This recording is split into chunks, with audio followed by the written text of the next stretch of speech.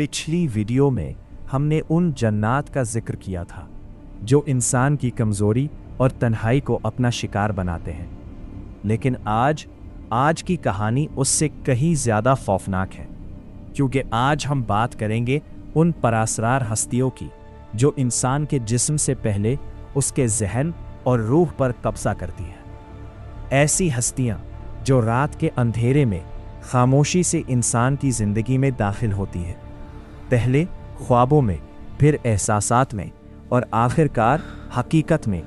ये कहानी है फहद की, एक ऐसा नौजवान जो बज़ाहिर बिल्कुल नॉर्मल ज़िंदगी गुजार रहा था, लेकिन उसे खुद भी नहीं मालूम था कि उसकी तन्हाई आहिस्ता आहिस्ता उसे एक ऐसी चीज़ के करीब ले जा रही है जिसका अंजाम सिर्फ तबाही था।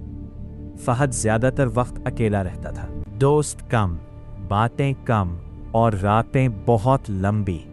वो अक्सर देर रात तक जागता रहता, मोबाइल इस्तेमाल करता, अंधेरे में खामोश बैठा रहता, और फिर आहिस्ता आहिस्ता उसे महसूस होने लगा कि उसके कमरे में कोई और भी मौजूद है।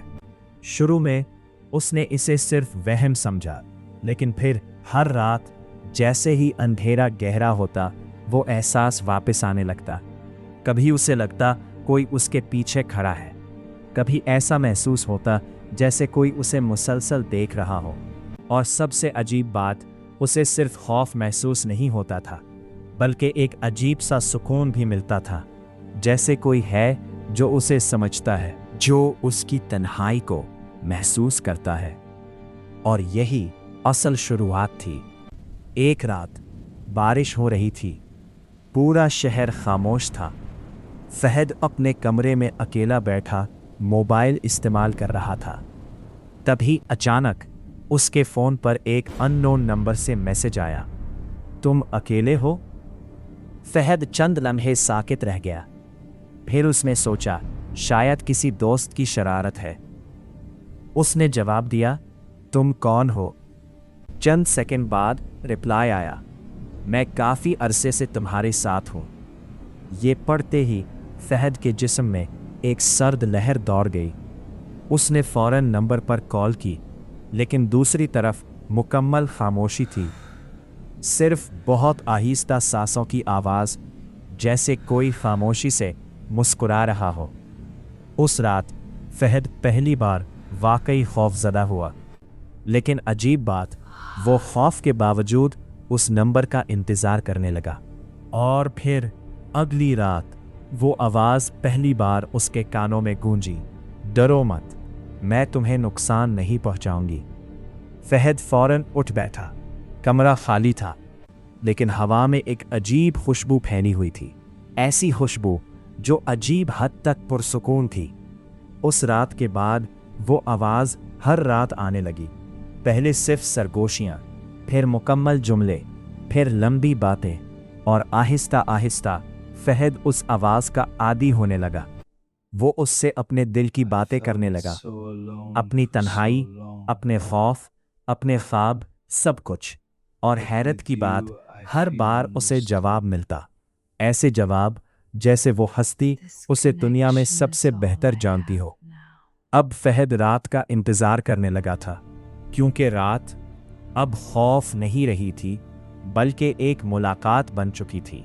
लेकिन उसे ये नहीं मालूम था कि बाज़ औक़ात जो चीज़ इंसान को सबसे ज़्यादा सुकून देती है, वही चीज़ उसे सबसे ज़्यादा तबाह भी करती है। फहद को अब ये एहसास होने लगा था कि वो आवाज़ सिर्फ एक वहम नहीं, बल्कि कुछ और है, कुछ ऐसा जो हर गुज़रती रात के साथ उसके करीब आता जा रहा था।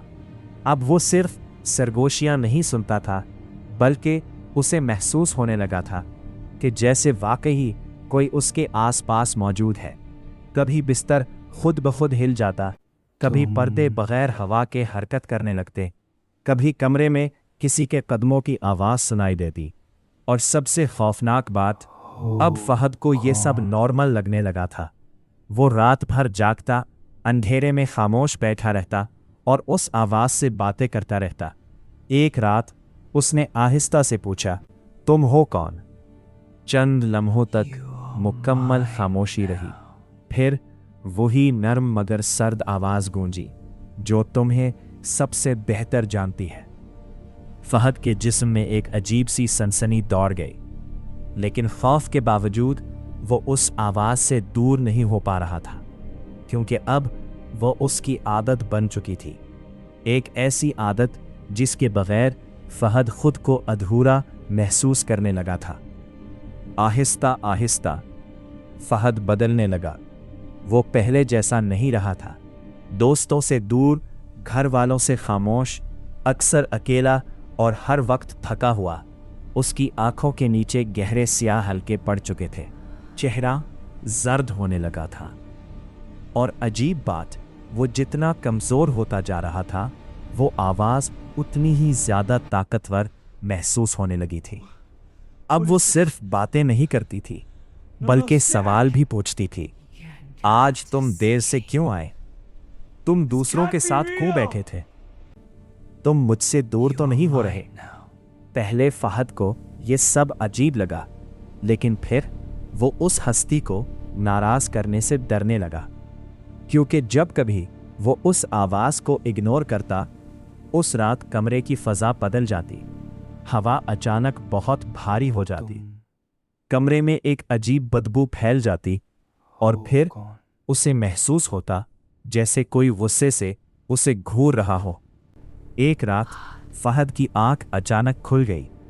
कमरा मुकम्मल अंधेरे में डूबा हुआ था, लेकिन उस बार कुछ मुख्तलिफ था, क्योंकि पहली बार उसे लगा कि कोई उसके बिस्तर के बिल्कुल साथ खड़ा है। उसका सांस रुक गया। वो आहिस्ता आहिस्ता उठकर बैठा, और फिर अंधेरे में उसे एक धुंधला सा साया नजर आया। लंबे बाल, गैर फितरी खामोशी और दो अजीब चमकती हुई आंखें। फहद के पूरे जिस्म में खौफ की लहर दौड़ गई, लेकिन वो चीख ना सका, जैसे उसकी आवाज़ किसी ने छीन ली हो। और फिर वो साया आहिस्ता आहिस्ता उसके करीब आया, इतना करीब कि फहद उसकी ठंडी सांसें महसूस कर सकता था। फिर उस हस्ती ने उसके कान के करीब सरगोशी की, तुम अब मेरे हो। उस रात के बाद फहद मुकम्मल तौर पर बदल गया। वो लोगों से नफरत करने लगा, तन्हाई पसंद हो गया, और हर वक्त अपने कमरे में बंद रहता कि वो हस्ती हर वक्त उसके साथ है, यहाँ तक कि दिन में भी। कभी आईने में, कभी खिड़की के शीशे में, कभी किसी साए में उसे वही वजूद दिखाई देता। और फिर एक रात सब कुछ अपनी आखिरी हद तक पहुंच गया। बारिश हो रही थी, आसमान पर जोरदार गरज चमक थी, और फहद अपने कमरे में अकेला बैठा था। तभी अचानक कमरे की लाइट खुद ब खुद बंद हो गई। पूरा कमरा अंधेरे में डूब गया।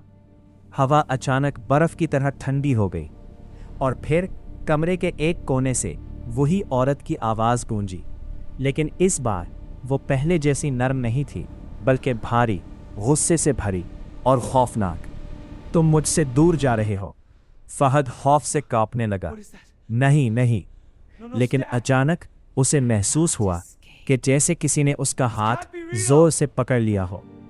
वो चीखना चाहता था, मगर आवाज़ नहीं निकल रही थी। कमरे में हर तरफ साए हरकत कर रहे थे,